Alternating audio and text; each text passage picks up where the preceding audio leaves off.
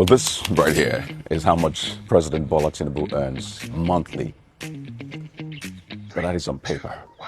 And the RMAFC says it doesn't make sense. How will the president of the largest, most populous black nation on earth be earning 1 million naira monthly? Come on, we have to increase it for him and other political office holders.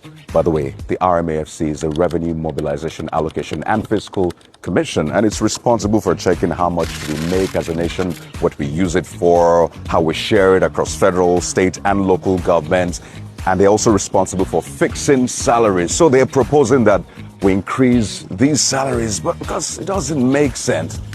In fact, the head of the commission says the CBN governor and other DGs earn multiples of what the president earns.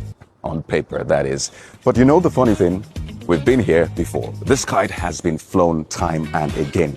But does the president really earn 1 million naira monthly? That's a big question. Because when you look at that schedule, for example, a senator is said to be earning about the same amount, 1 million naira.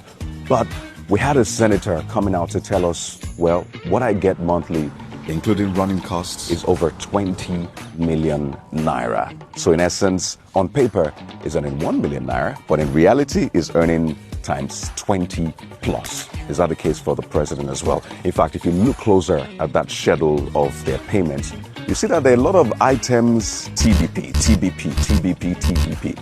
So why are we shrouding it in secrecy? Why can't we just know what the president really earns beyond what we put on paper?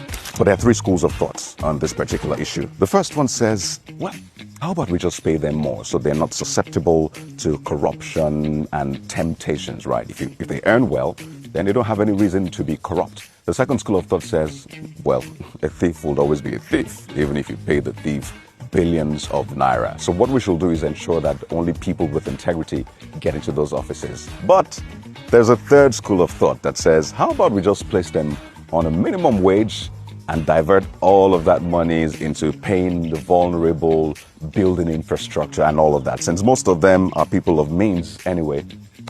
But hey, it is your money, your choice, right? Or is it?